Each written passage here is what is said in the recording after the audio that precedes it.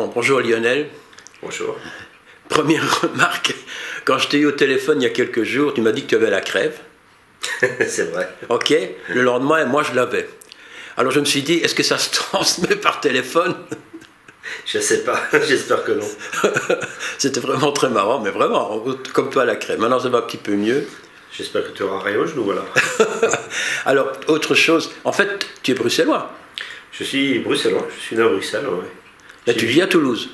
Voilà, j'y ai vécu jusqu'à 21 ans, et puis je suis parti en voyage, et aujourd'hui je vis à Toulouse, ouais. Ouais. Et entre-temps, tu as fait des périples dans le monde entier, parce que je crois que tu as été 15 ans en Asie, en quelque part. J'ai voyagé, on va dire, à peu près non-stop pendant 10 ans.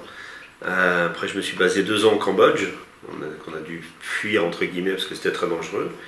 Puis on s'est installé en Indonésie, mais entre-temps, on a aussi été aux États-Unis, en Amérique centrale. Ouais. Pourtant, tu voulais être berger. C'était il y a très longtemps. C'est vrai, j'avais oublié celle-là.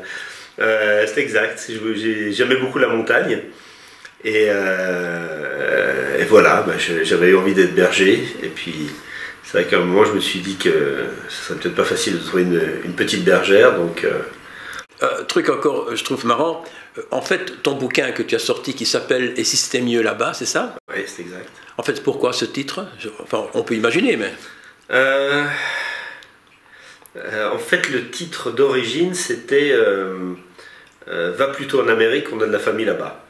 Mais on l'a trouvé un peu long. Pourquoi j'ai trouvé ce titre? C'est parce que lorsque j'ai décidé de voyager, quand j'ai voulu partir, en fait, j'avais dit ça à mes parents, qui m'avaient dit « Oh oui, Lionel, c'est une très bonne idée, les voyages, ça forme la jeunesse, etc. » Mais ils m'ont pas du tout pris au sérieux. Et puis, et c'est vraiment lorsque j'ai ramené mon passeport et mon visa de santé en règle, où là, ils se sont bien paniqués, et c'est mon père qui m'a dit « Mais va plutôt en Amérique, on a de la famille là-bas. » Et ça m'intéressait pas du tout, en fait. C'était pas du tout. Moi, voilà, ce que je voulais, moi, c'était l'aventure, des pays encore peu développés. Et là, les États-Unis, je peux toujours le voir, je les ai vus d'ailleurs, avec beaucoup de plaisir, mais plus tard. Voilà. Donc, en fait, c'est une biographie, ton bouquin. Et tu t'es dit, bon, puisque les notes sont là, autant maintenant en faire un bouquin. Pas tout à fait, c'était à peu près. C'est-à-dire que c'était là il y a quelques années, j'étais en Indonésie, j'habitais là-bas. Et je retrouve des carnets de notes et je vois que l'encre commence à s'affanir. Donc je me suis dit, bah tiens, je vais les mettre sur l'ordinateur, ce que j'ai fait. Et puis petit à petit, je me suis dit, j'essaie de les regrouper un petit peu, tout ça. Et je me suis dit, bah, je vais en faire un que je donnerai à ma famille et mes amis. Comme ça, ils sauront un peu, parce que quand je rentrais, ils me disaient, mais raconte, qu'est-ce que tu as fait? Mais quand vous partez 3 semaines en vacances, c'est une chose. Quand vous revenez de 10 mois de voyage, dans X pays différents, c'est un peu compliqué, quoi. Et tu vivais de quoi alors? Parce que tu mendiais, tu jouais de la guitare, je sais pas moi. Je sais pas jouer à la guitare. Mendier, c'est pas trop mon truc non plus. Non. Ah bah, comme les moines, hein, comme les moines bouddhistes. Oui, c'est pas les moines, c'est pas trop mon truc non plus. Non, j'ai fait plein de choses. J'ai été guide, j'ai été prof de français au Cambodge, prof d'anglais. Des petits boulots, quoi. Des petits boulots, voilà. J'étais prof de ski, prof de montagne, enfin plein de petites choses que je faisais. Tu parles quelque part de l'opium. Tu as goûté à l'opium? Bonne question. Bonne question, mais j'ai pas de problème avec ça, oui. Oui, j'ai goûté à l'opium. Oui. Et c'était quoi? Parce que moi, j'ai jamais pris aucune drogue de ma vie, donc j'ai aucune idée. Et ça m'intéresse toujours de poser ce genre de questions. On s'endort ou... Ah oui, c'est pas une drogue qui vous fait courir dans tous les sens, hein, mais disons que c'était... moi, ce qui m'intéressait, au-delà de l'expérience elle-même, c'est que j'étais à 10 jours de marche en pleine jungle, dans des tribus retirées, parfois avec des rebelles, enfin... Et ils m'invitaient, comme ici, on peut s'inviter à boire une bière avec des petits gâteaux secs, des choses comme ça, des chips. Je simplifie un peu. Hein. Oui. Effectivement, il y a un petit rituel, il y avait...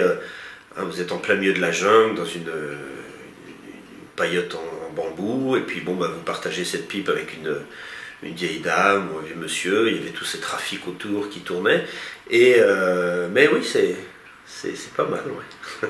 C'est très détendu, vous avez un bien-être. Je ne voudrais pas faire non plus l'apologie de la drogue. Non, sûrement pas. Les enfants, si vous me regardez, surtout mon fils, ne fait pas ça. Non, sûrement pas. Mais je veux dire, c'est plutôt à titre d'expérience, c'était pas une addiction. Hein. Bien sûr que non. Et puis, t'es une vedette de cinéma au Vietnam. Il paraît que tu étais en tête d'affiche partout, non? Non, j'ai joué dans un film qui s'appelait Farewell. Enfin, c'est pas vraiment un film, c'est une espèce, je crois, de ce qu'on appelle un soap opera en anglais. Ouais. Soap opera, comme les hindous savent le faire. Ouais, c'est un peu ça. C'était un film coréen. Ça s'appelait Farewell to Sangba. Et tu jouais le blanc de l'équipe ou quoi?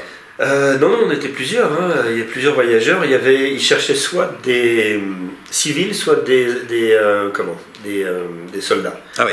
Donc moi, comme je n'avais pas voulu faire l'armée, je me suis dit, bah tiens, je vais jouer à la guerre. Donc je me suis fait raser la tête, parce que j'avais les cheveux assez longs à l'époque. Et puis, et voilà, j'ai joué le GI. Oui, t'as le gabarit, hein. Probablement. Et puis après... T'as tué des tas de gens, alors avec ta mitraillette... Ah oui, le même fusil que Rambo, et puis je tirais sur des gens. Et t'étais bien payé pour ça? Bon, pour le voyageur que j'étais, oui, c'était pas mal, hein, mais on était assez loin des cachets de Sylvester Stallone. Ah oui, je n'en doute pas.